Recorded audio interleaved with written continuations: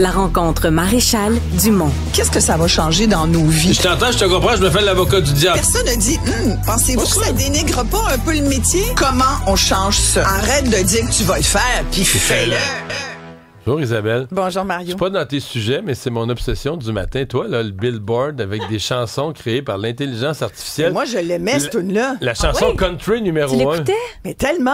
Oh! Hey, je vous écoutais ce matin, j'étais super déçue en me brossant les donc dents. toi, tu l'écoutais sans savoir. Mais complètement! Là, t'es déçu de savoir Moi, que c'est pas j'adore le country. Oui. Sachez ça en partant. Mais là, donc là, t'es déçu de savoir que c'est pas une vraie chanson. Mais non, mais j'aurais comme envie de demander à JF qu'il m'en remette un petit peu pour me... J'adore cette tune. Et dans ma playlist, là. Ben, elle n'existe pas. Elle existe à partir du moment où Elle on peut existe. l'entendre. Puis qu'il y a 30 000 chansons comme avec l'intelligence artificielle, 30 000 par jour qui sont déposées sur la plateforme Deezer. Écoute ça, là. Il y a I've lost some friends, made a few new foes, but Y a pas that's d'être just heureux. life. bon. That's how Et it pourtant, goes. moi, je me disais, hey, le gars, il ressent la toune, là. T'sais, il ressent, là. Il y a du soul là-dedans. Félix disait, il n'avait pas C'est l'air pas d'accord. vrai. Moi, je trouve j'aurais ça aimé lisse. être dans votre conversation. Ouais, toi, tu dis que... Moi, je la trouve lisse. Le son est lisse. Je trouve que, tu sais, quand on a une chanson soul, là, me semble que ça graffine un peu plus que ça. Soul country-ish. Mais c'est quoi la logique d'une chanson qui n'a pas d'humain derrière? Je décroche complètement. Excusez-moi. Ouais, ben là, maintenant, c'est sûr. Là. En tout cas, Maintenant, bon. on est comme Mais déçus. Isa, t'es pas la seule dans le sens où ça a été l'une des chansons country les plus vendues. Là, Mais là, tu ce sais. que ça nous dit, tu sais quoi? C'est qu'on peut plus se fier sur rien. Ben, au fait, ils sont pas sûrs. Hein? C'est un paquet de monde qui ont commencé à faire des recherches sur cette chanson-là en disant, mais c'est qui ça? C'est qui ce groupe-là? C'est-tu vrai? C'est-tu pas vrai? Ouais. Encore en début de semaine, il y en a plein qui disaient, on pense entre 60 et 90 que c'est l'intelligence artificielle, mais on n'est pas sûr. Mais maintenant, tu vois quelque chose sur les réseaux sociaux. Tu peux T'es pas même sûr pas, que ce tu soit peux vrai. même plus partager parce que tu dis attends, est-ce que je réagis à ça? Moi, peut-être que c'est pas vrai. Alors, on nage en pleine désinformation. C'est comme Comme Alors- les histoires d'héroïsme, là, de gens qui Oui. sauvent quelqu'un dans un... Ça, là, mettons, là, c'est tout fou. Ben, pas tout, mais je veux Écoute, dire, j'ai il vu y a une plein, vidéo, plein, là. plein de faux, là. Je viens de voir ça. Là. Quelqu'un m'a partagé une vidéo où on voit un camion qui arrose à Montréal, un camion qui arrose les arbres alors qu'il neige. Ma première réaction, l'as-tu vu? Je l'ai vu. Ma première réaction, ça a été de dire pas sûr que ça soit vrai, ça.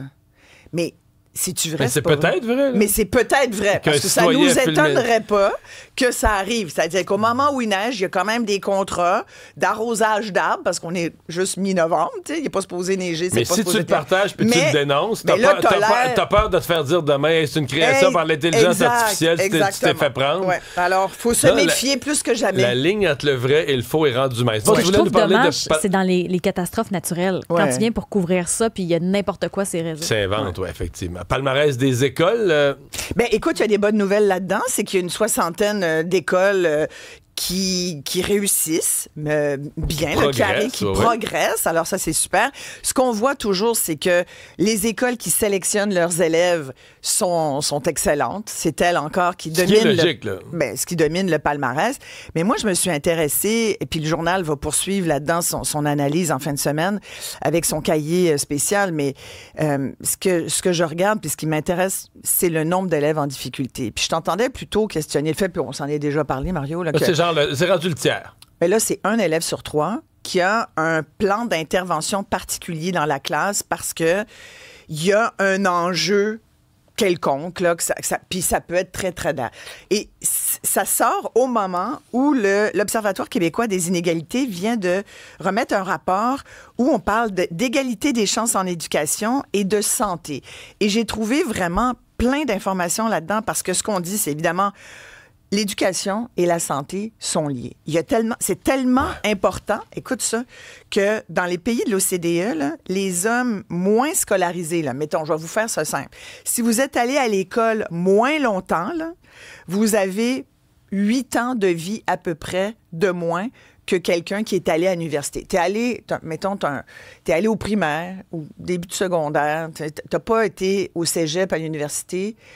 On dit que tu as environ 8 ans de vie de moins que quelqu'un qui est un universitaire ou qui a même des études supérieures. Pourquoi? Parce que tu risques d'avoir des revenus moins élevés, une alimentation, un ensemble de 1001 facteurs. Exactement, parce qu'il y a plein de facteurs de risque qui s'accumulent.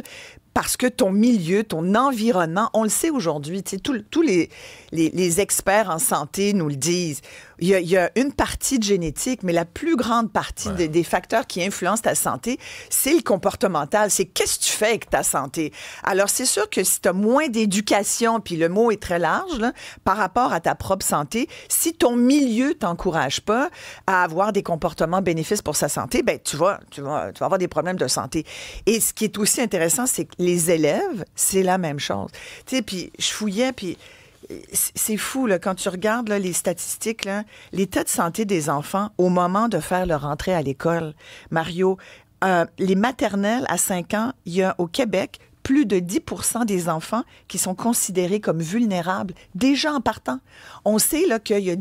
C'est beaucoup. C'est énorme. Il y a un petit enfant de 5 ans sur 10 qui rentre là, en maternelle. Lui, là, à 5 ans, on sait qu'il va y avoir ça va déjà vulnérable. Pas bien, ouais. Fait qu'après, c'est sûr que t'es accumules, t'es empiles, les problèmes. Tu retrouves... Mais les fameux, ce dont tu parlais, là, les programmes particuliers ou les cheminements particuliers, est-ce qu'il y a une course dans ça? D'abord, est-ce qu'il y a vraiment un tiers des enfants qui sont à problème? Est-ce qu'on diagnostique trop? Ou est-ce que, parce que là, si tu veux avoir des budgets, faut que tu aies tes lettres, faut que tu aies ton code d'identification pour aller chercher un cheminement particulier, donc des budgets.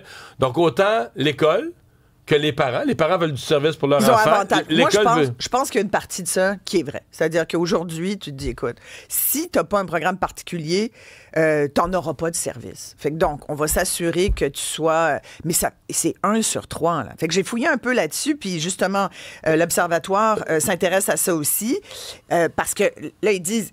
Il y a des professionnels en éducation en santé. Leur job, c'est de repérer justement les élèves qui ont des besoins particuliers parce que s'ils ne sont pas pris en charge, c'est encore pire, tu comprends? Et c'est là où il y a du décrochage.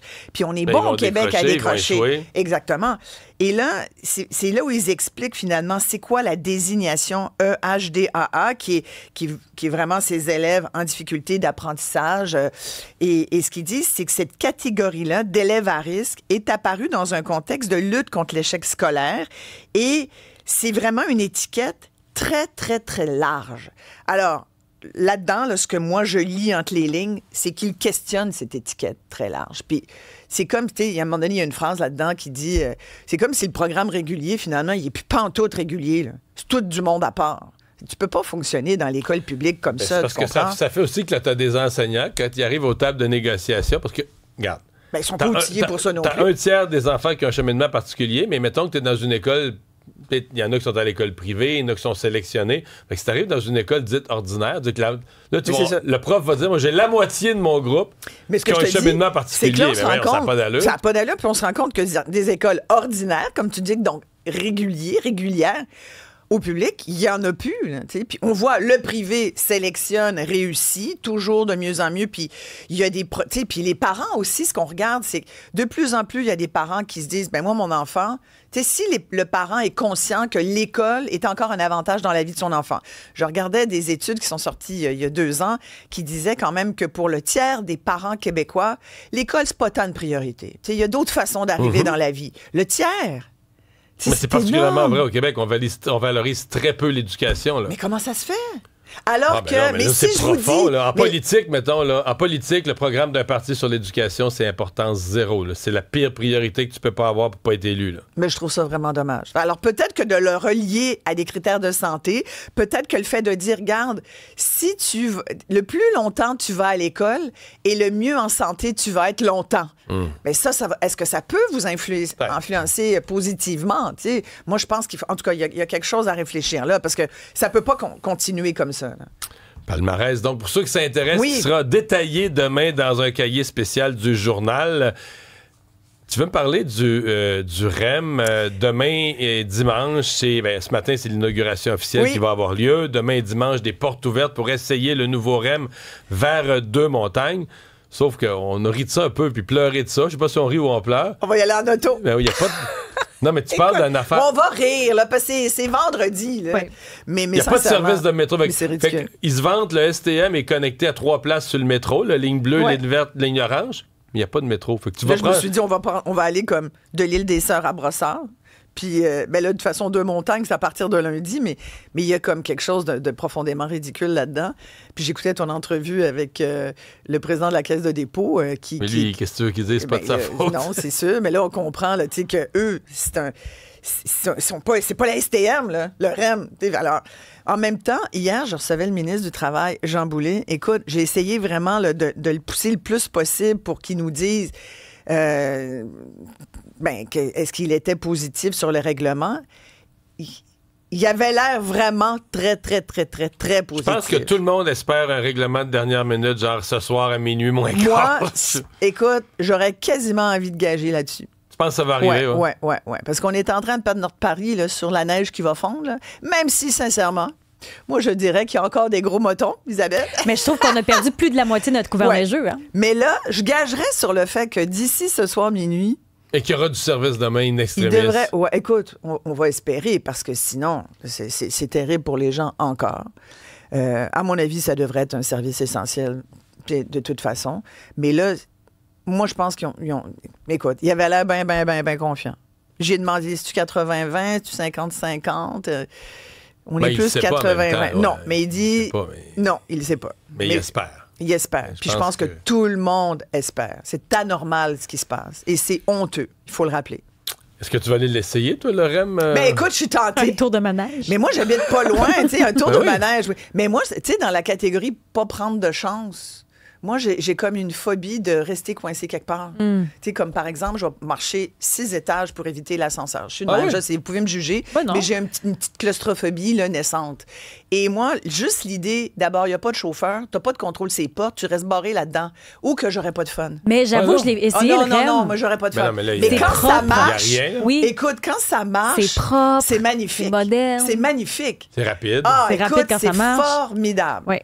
Sincèrement, c'est très, très nice. T'sais. Moi, perso, c'est une technologie que les rails, ça me fait penser, je pense que ça va mal vieillir. Je l'aurais dit ici. Moi, je pense que ça va mal vieillir. Tu sais, les rails au-dessus de nos têtes, comme dans l'Allemagne de l'après-guerre. Moi, comprends pas. Tout le monde est allé au Japon, sauf moi. Fait que je parle de quelque chose que je n'ai pas vu. Toi, t'es allé au Japon. Fait que t'as vu les trains qui touchent pas à terre, mais qui sont propulsés par non, j'ai pas vu ça. T'as pas vu ça? Écoute, c'est l'avenir. Le champ magnétique, là, oui, c'est des trains fabuleux. Ils sont juste au-dessus du sol. Ils sont propulsés par... Mais là, restons positifs. Il va être flambant neuf. Pourquoi on n'a pas cette technologie-là? Là, j'entendais Charles Lemont qui disait, on est le plus grand réseau, puis ça a coûté pas cher. Je comprends qu'on l'a. Écoute, on a opté pour la technologie la moins chère. Fait que c'est ça qui arrive. Une fois sur deux l'hiver. Ça a déjà coûté cher quand même. Oui, mais moins cher que ça. Mais tu sais, le moins cher, c'est ça que ça donne. Au Japon, là, c'est des millions de personnes à chaque kilomètre. Toutes les villes ont 4-5 millions d'habitants. T'sais, ici, on a un grand territoire puis pas de monde. Pas beaucoup de payeurs. Pas beaucoup de payeurs. Mais tu sais, est-ce qu'on peut nous garantir un service qui fonctionne?